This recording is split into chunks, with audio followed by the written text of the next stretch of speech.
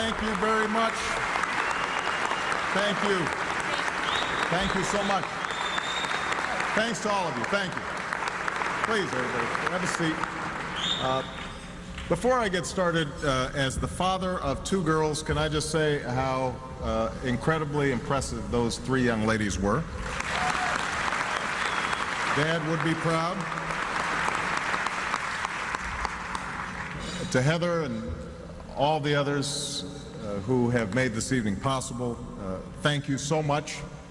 It is wonderful to be here. I want to express my appreciation for the opportunity to tell jokes that weren't funny enough for me to use when we did this 5 weeks ago.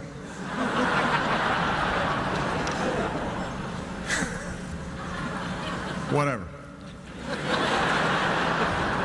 The jokes may not be as good, but neither is the guest list.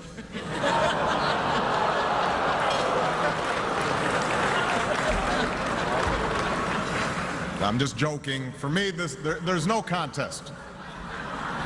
Why bother hanging out with celebrities when I can spend time with the people who made me one?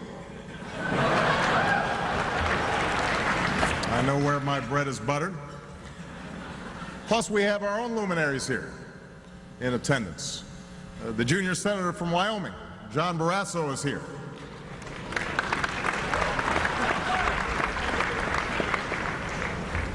I'm sorry, John Barrasso skipped this evening. Let me tell you, for those who haven't met him, John Barrasso is the George Clooney of junior senators from Wyoming.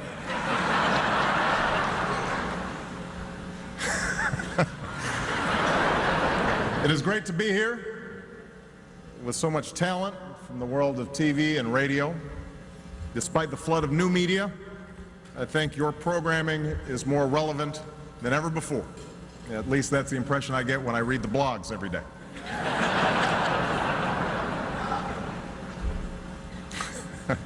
It's good to see a number of hard-working correspondents here tonight. Journalists like Chuck Todd. I think I spotted Chuck over there somewhere. At this dinner, Chuck embodies the best of both worlds. He has the rapid-fire style of a television correspondent and the facial hair of a radio correspondent.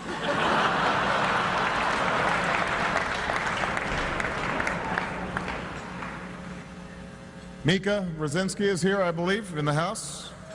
Mika and I have a lot in common. We both have partners named Joe who used to be in Congress and don't know when to stop talking.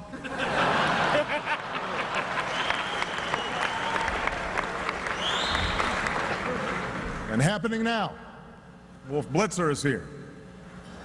He's the only other man in America with his own situation room. People assume that mine is cooler, but this is not the case. As hard as we've tried, we have not been able to generate the bandwidth necessary to turn Larry Summers into a hologram. We can't do it. Now, one person that you know could not be here tonight is Secretary Hillary Clinton. As most of you know, Hillary broke her elbow a few days ago on her way to the White House, and we all wish her a very speedy recovery. I do have to say, though, that while it's been reported as an accident, there were some suspicious circumstances. Just before the incident, Secret Service spotted Richard Holbrooke spraying WD-40 all over the driveway.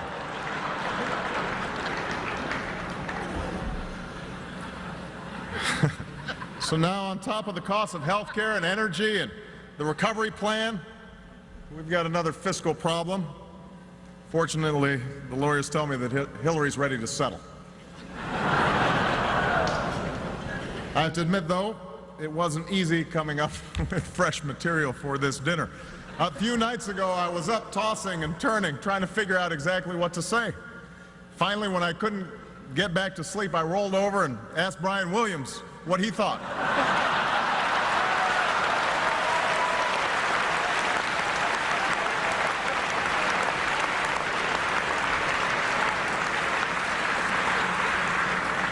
Now, the truth is, Brian Williams is actually a terrible house guest. He put an empty milk carton back in the fridge. leaves his wet towels all over the Roosevelt room. We're pretty sure he clogged the toilet and didn't tell anybody.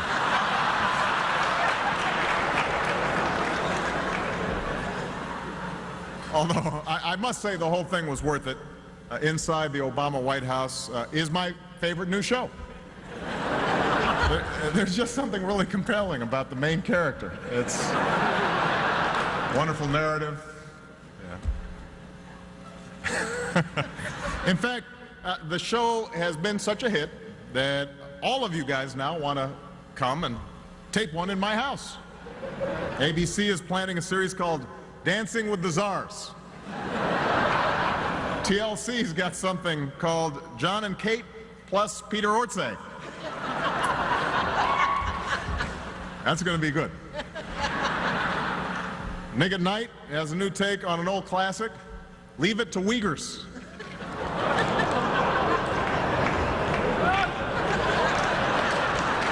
thought that was pretty good. Of course, given the fiscal crisis in California, these shows all will be competing directly with Governor Schwarzenegger's new reality series, I'm a Celebrity, Get Me Out of Here.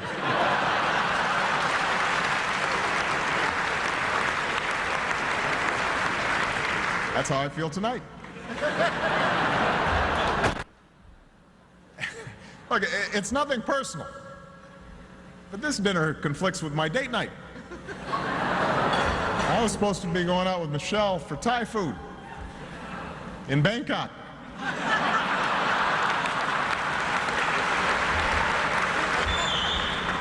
But I have been doing a lot of traveling. I just returned from a trip abroad, as you know, in Egypt. We had the opportunity to tour the pyramids. By now, I'm sure all of you have seen the pictures of Ram on a camel. I admit I was a little nervous about the whole situation. I said at the time, there's a wild animal known to bite and kick and spit, and who knows what the camel might do.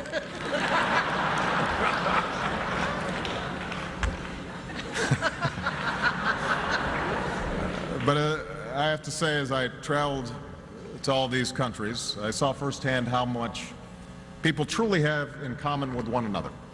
Because no matter where I went, there's one thing I heard over and over again from every world leader. No thanks, but have you considered palau?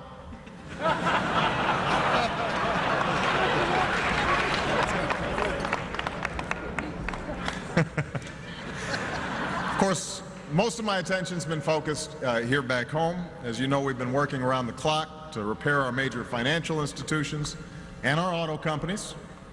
But you probably wouldn't understand the concept of troubled industries working as you do in the radio and television industry.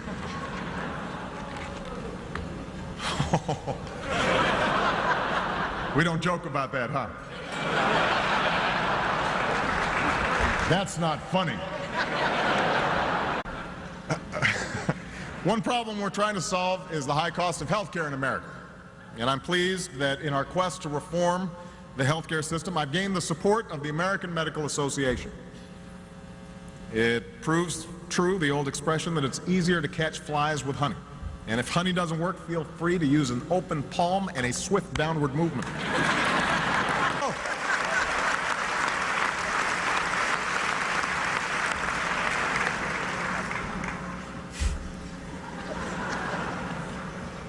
In all seriousness, despite the jokes I've told, I'm here tonight because I appreciate the work that all of you do and the role that you play.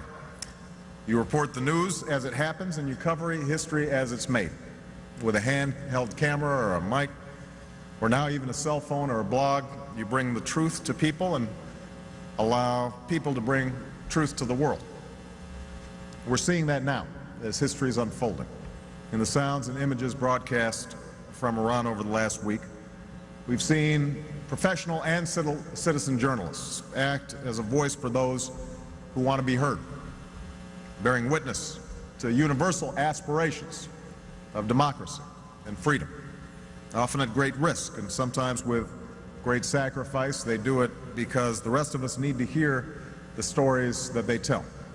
In recent years, we've seen this same courageous reporting in Iraq, in Afghanistan, and the Congo, and in every dangerous corner of the world.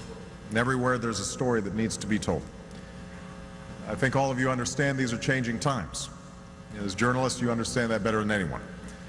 But one thing that will never change is the need to report the news as it happens, wherever it happens. This is what you do, and this is what will help us meet the challenges of our time. We are grateful to you for that. Thank you. God bless you.